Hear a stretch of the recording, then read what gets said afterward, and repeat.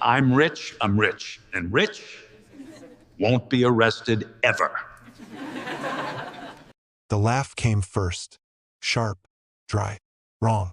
It cut through the courtroom like a knife the instant the clerk finished reading the charges. Wire fraud, embezzlement, conspiracy. The words hung in the air, heavy and precise.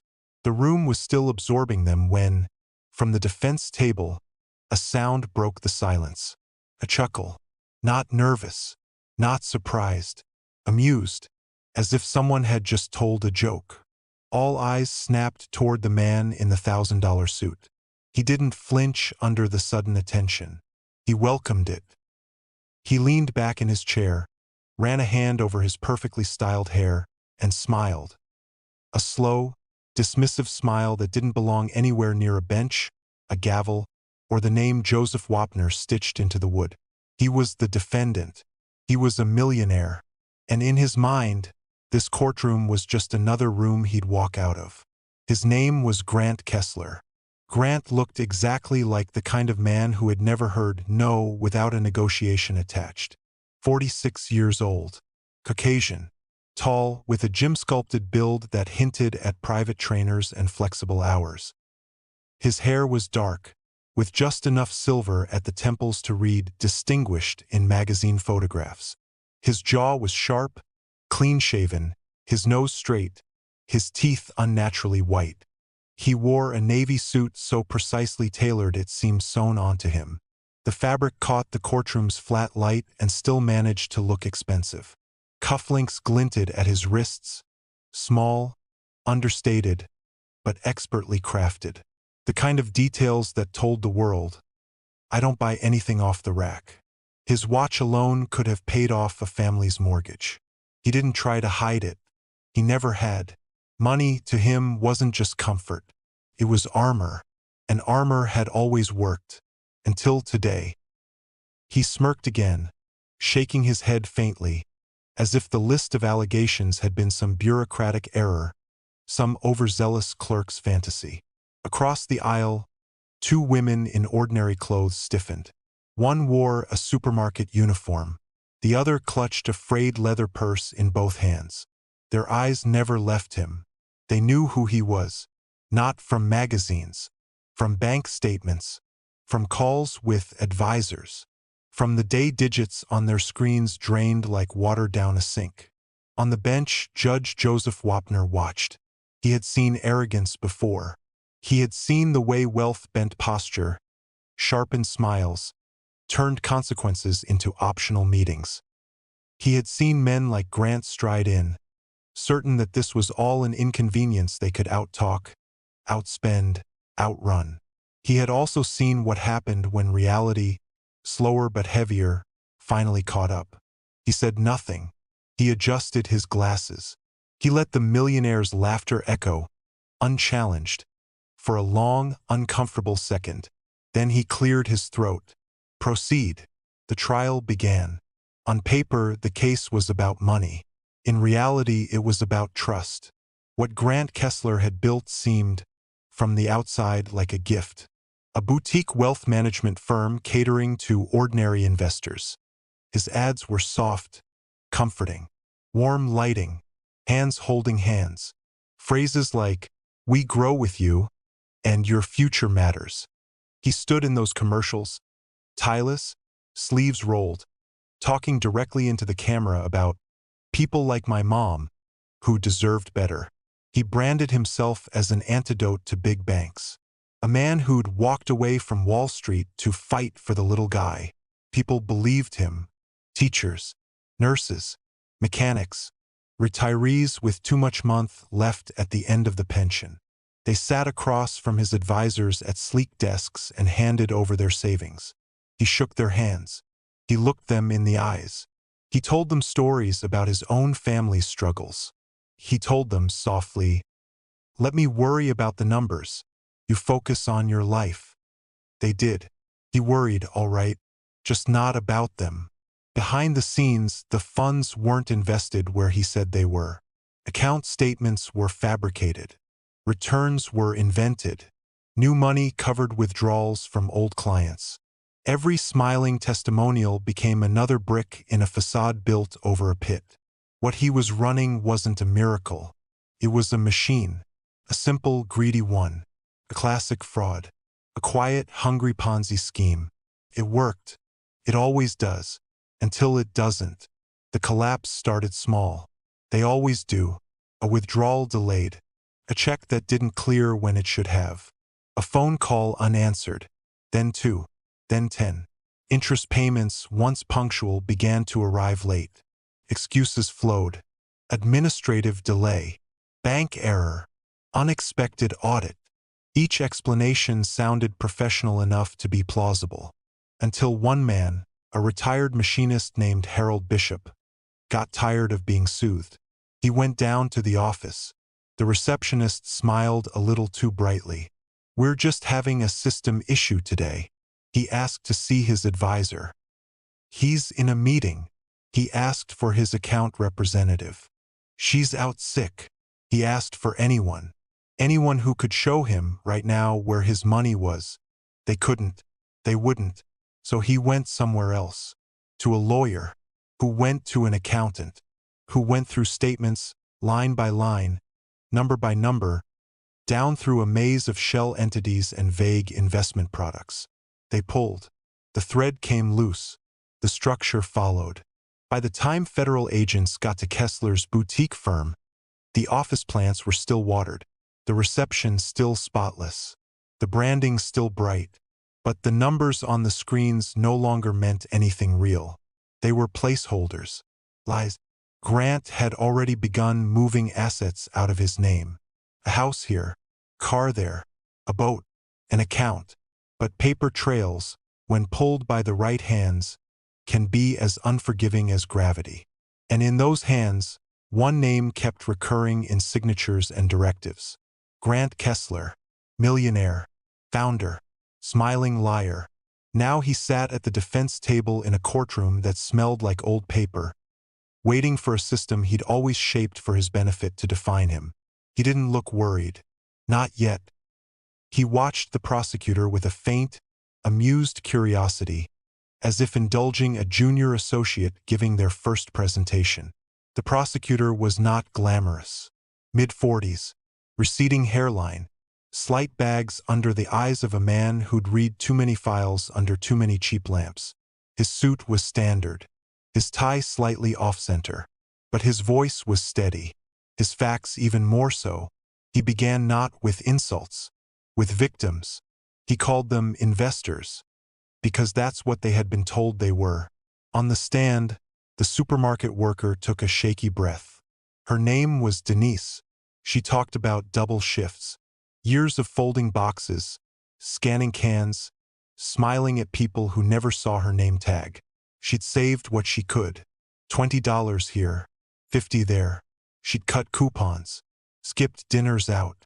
She'd walked by the office window for months before finally going inside. Something about the posters had drawn her. No minimums, they said. Start where you are. She'd sat in a soft chair while an advisor, young, well-dressed, persuasive, walked her through projected returns. Grant had come in near the end, just to say hello, just to welcome her to the family. He remembered her, vaguely, not her face, her account size, small, but scalable. She cried on the stand when she talked about watching her balance evaporate. Not because numbers disappeared, because everything she'd told herself those numbers meant went with them. Security, dignity, choice. He watched her cry. His jaw shifted, not with guilt, with impatience. He glanced at the clock, at the jury, at the cameras. This was taking too long. He had always believed emotions were useful only as levers. Here they were being treated as something else, as evidence. The retired machinist spoke next. Harold, calloused hands still, even years after he'd stopped turning wrenches.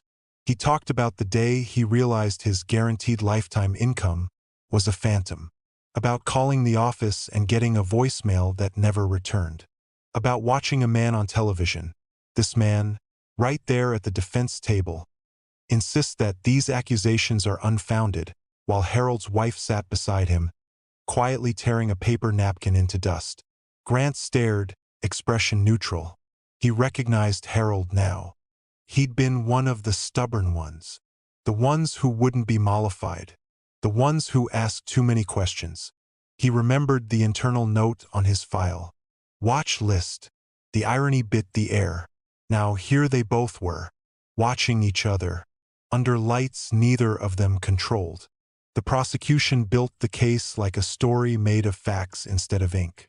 Miscoded transfers, duplicate statements, returns that were mathematically impossible given real market movements, emails to staff instructing them to massage numbers. They projected an internal memo on the screen. In it, Grant wrote, "If we keep client sentiment high for the next 12 to 18 months, inflows will cover existing obligations. Once we reach critical mass, this will sustain itself.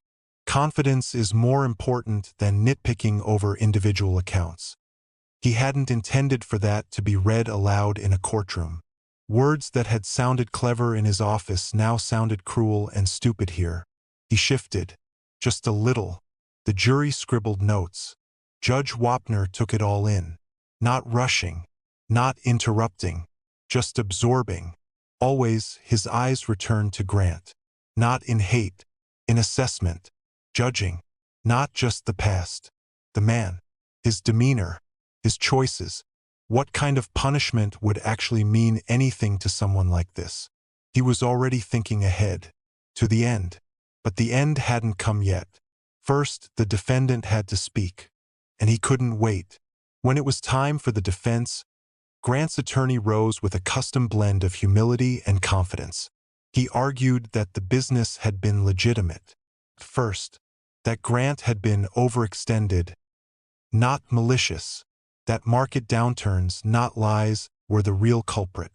He painted the clients as unfortunate, not victimized. He said with practiced regret that investing always carries risk. He admitted to errors, mismanagement, poor oversight. He did not admit to fraud. Not directly, never that. Grant listened, fingers pressed together, expression stoic. He approved of this version, the one where he had built something real, where the scheme, if you could even call it that, had only emerged as a desperate attempt to save a sinking ship. A bad decision made in a storm, not a plan, not a theft, not a crime. He could have lived with that story. He was hoping everyone else could too.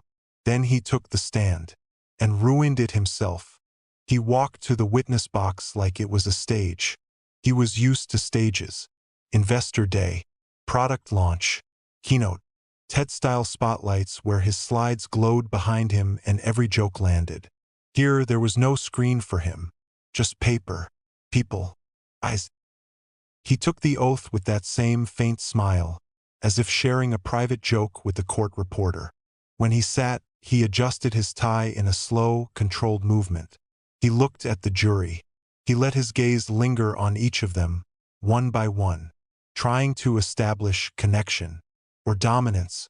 Sometimes, with men like him, it was hard to tell the difference. His lawyer began gently. He talked about Grant's childhood, his modest beginnings, the scholarship that got him into a better school, the part-time jobs, the decision to go into finance to help people avoid the struggles he'd seen growing up. It almost sounded real. Almost. Then they moved into the business. He described long nights, early setbacks, errors in judgment. He told the jury that, yes, mistakes were made. He liked that phrase. It took the subject out of the sentence. Removed the I. Just, mistakes were made. By whom? It didn't say. He portrayed himself as an overwhelmed visionary. Too trusting. Too optimistic. He said he'd delegated too much. He said he didn't fully understand what some of his employees were doing. He said the spreadsheets had become too dense for him to track every line. He was careful, so careful, never to say, "I stole," never to say, "I lied." He positioned himself somewhere between a victim of circumstance and an unlucky captain who made bad calls in rough seas. His lawyer relaxed. This, he thought, might work. Then cross-examination began, and the smooth surface split. The prosecutor did not raise his voice. He didn't try to match Grant's charm. He didn't need to. He had something else. Time, evidence, patience. He showed Grant specific emails. On one, the defense man shrugged. Taken out of context. On another, he leaned forward. That was a hypothetical scenario, not an instruction. On a third, he smiled tightly. I was simply exploring options with my team. Each answer was a small brick in a wall he was building between himself and responsibility. But the prosecutor kept going. Email after email, note after note, slid into place before the jury. A picture emerged that no single line could carry, of a man who knew exactly what his numbers were, exactly how impossible his promises were, exactly how deep the hole was getting, and exactly how essential the next wave of investors had become. Then the prosecutor put up something else, a transcript, not of an email, of a meeting, one of his associates wired, an undercover recording. Grant's voice filled the courtroom again. Not curated, not composed, just him. The key, his recorded voice said, smooth, confident, is to manage perception. If they feel like they're winning, they won't look too closely. It's all about confidence. Keep them calm. Keep them bragging to their friends. New money comes in. Old obligations get covered. Everybody's happy. There was a pause. On the recording, someone asked, "And if they start asking questions?" Grant's voice answered, "Then we show them numbers they understand. We don't lie. We present. Big difference. Besides, worst case, we settle. Fine. Pay a little. Move on. That's the cost of doing business." The words weren't shouted. They weren't even angry. They were casual, effortless, deadly. In the courtroom, the silence turned solid. You could feel it, like humidity, like weight. The jurors stared at the screen, then at the man who'd said those things. His smile was gone now. His I know better patience gone too. He raised his chin. He looked irritated. He didn't like hearing his own voice stripped of context like this, even though, for once, context had finally found him. The prosecutor asked, simply, "Did you say those words?" Grant hesitated. His lawyer shifted. Everyone watched. "Yes," he said at last. "But you're twisting." Judge Wapner held up a hand. "Answer the question that was asked," he said. The warning was light, subtle. Grant didn't take it. It was never a matter of whether he heard warnings. He just believed they didn't apply to him. He turned his head, away from the attorney, away from the judge, toward the jury. He leaned forward slightly, as if to confide in them.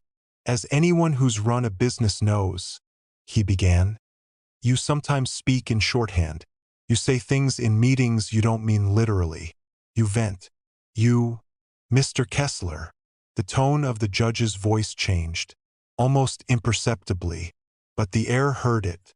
"Address the counsel," Wapner said. "Not the jury." Grant smiled. "The wrong move." "Your Honor," he said. "With respect, they're the ones I need to make sure understand me." The words hung there, cocky, dismissive, dripping with the assumption that this was a pitch, not a trial, that they were his to win over, that the judge was a formality, not the final word. Something in the room shifted, like a muscle clenching, like a fuse catching. Judge Wapner straightened. He didn't raise his voice. He didn't need to. "Mr. Kessler," he said quietly, "this is not your investor roadshow. This is a court of law. The jury will hear the evidence and my instructions. They do not need your performance." A low murmur rippled through the gallery. Not loud, just satisfied. Grant's jaw tightened. Underneath the anger, something else flickered, a feeling he rarely entertained. Being told no, flatly, in public, by a man who wasn't impressed by his teeth, his watch, or his portfolio. It didn't sit well. His arrogance rose to meet it, and in doing so, it began to eat him alive.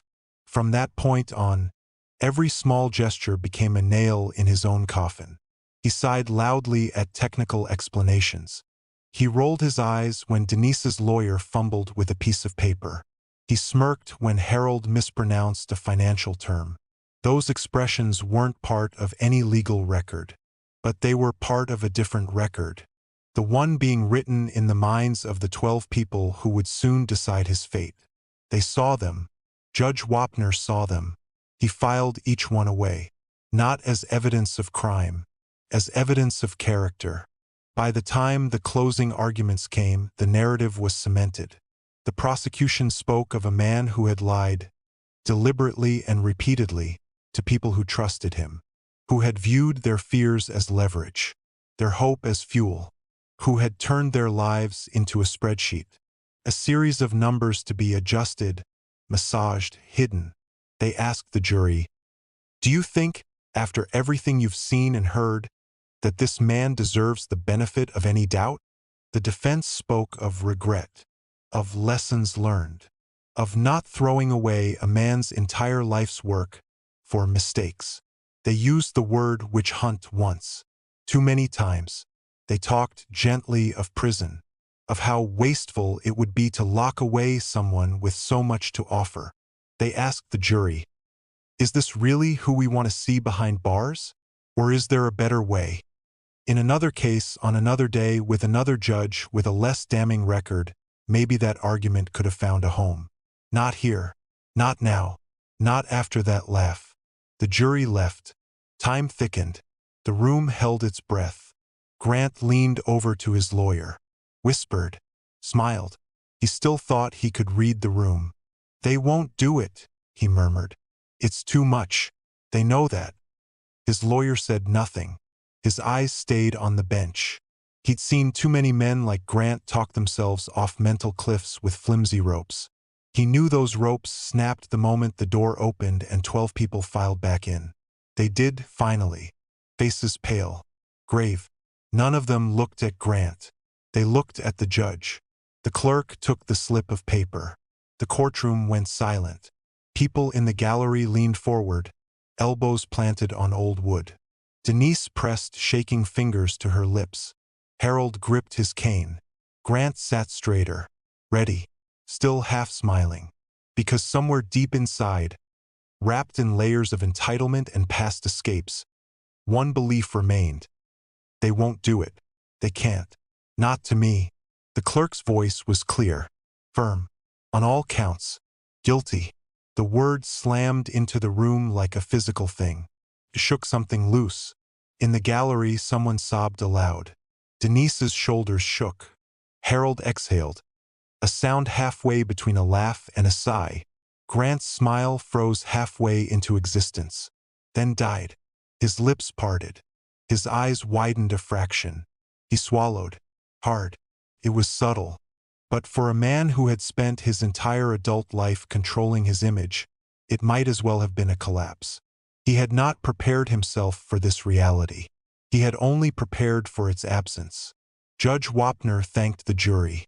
He released them from their duty. He waited until they had filed out in silence.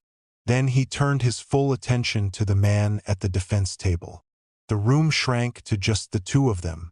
Millionaire, judge, ego, law. "Mr. Kessler," he began, voice calm.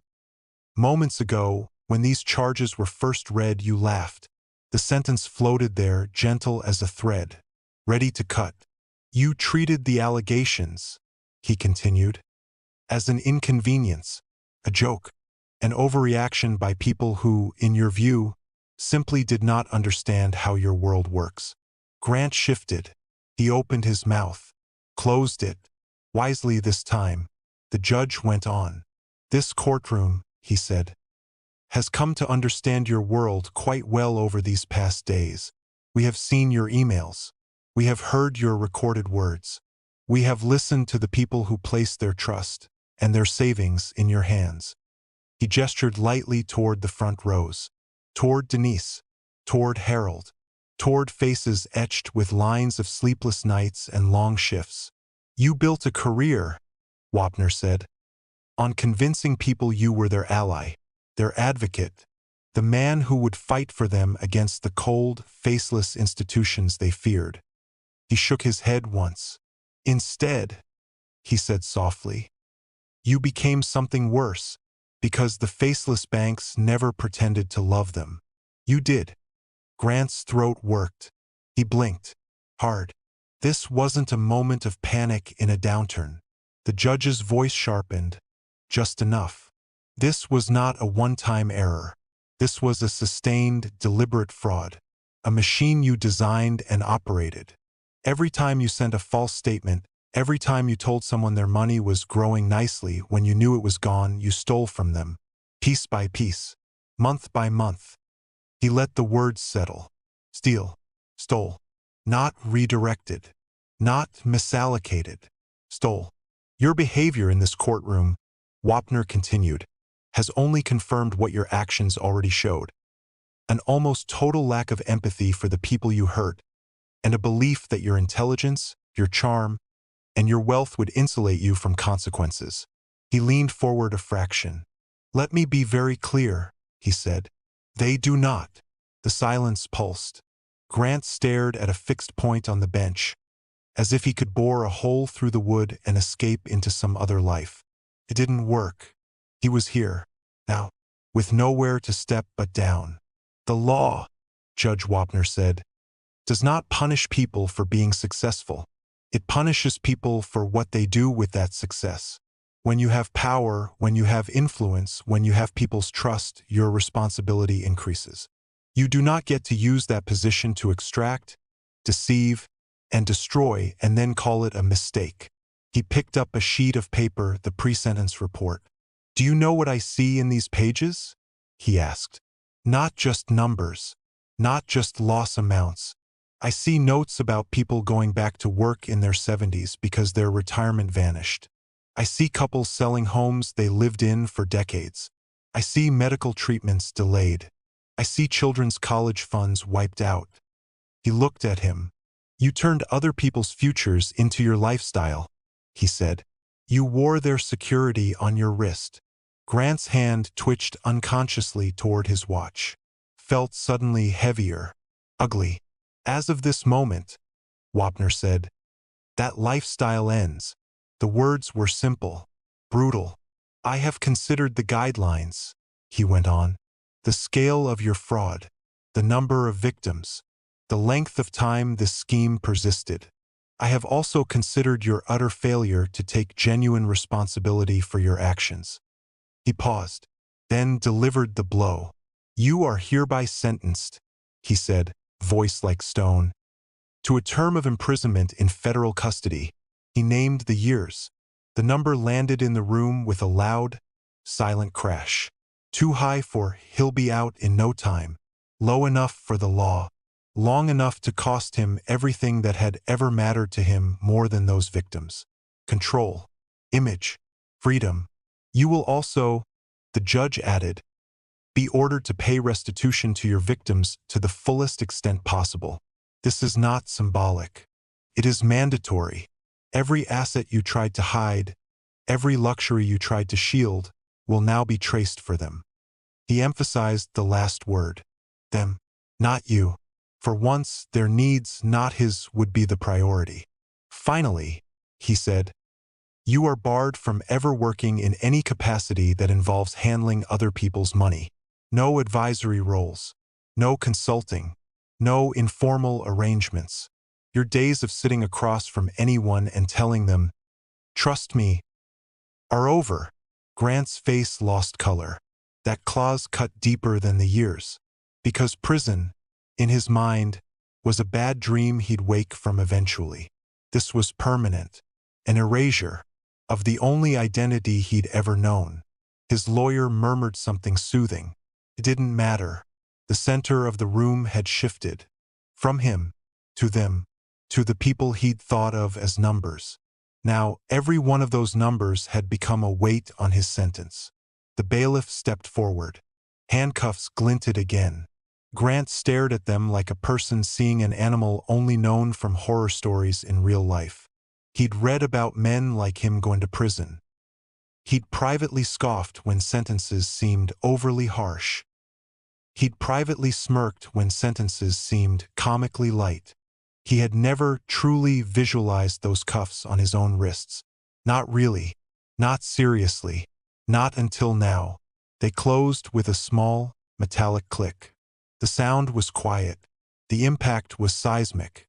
He flinched. His shoulders jerked. He pulled in a breath through his teeth, as if the metal itself burned. The cameras locked on his face. They caught it all. The disbelief, the flash of anger, the quick, uncontrollable flicker of fear in his eyes. Just minutes earlier, in this very room, he had laughed. Now the laugh was gone, burned out, replaced by something like shock. Judge Wapner watched, not gloating, not smiling, just observing, the way a surgeon might watch the final suture on a long, brutal procedure. Painful, necessary, complete. "Take him into custody," the judge said quietly. The bailiff nodded, turned, guided. Grant rose. For a fraction of a second, his legs seemed unsure. He steadied. He had always steadied. He had always found his seat, his leverage, his next move. There would be no moves here, just steps, one after another, down, away. He glanced at the gallery, at Denise, at Harold, at the rows of faces. Some were crying, some were stone, some were nodding. They weren't clapping, they weren't jeering, they were simply witnessing.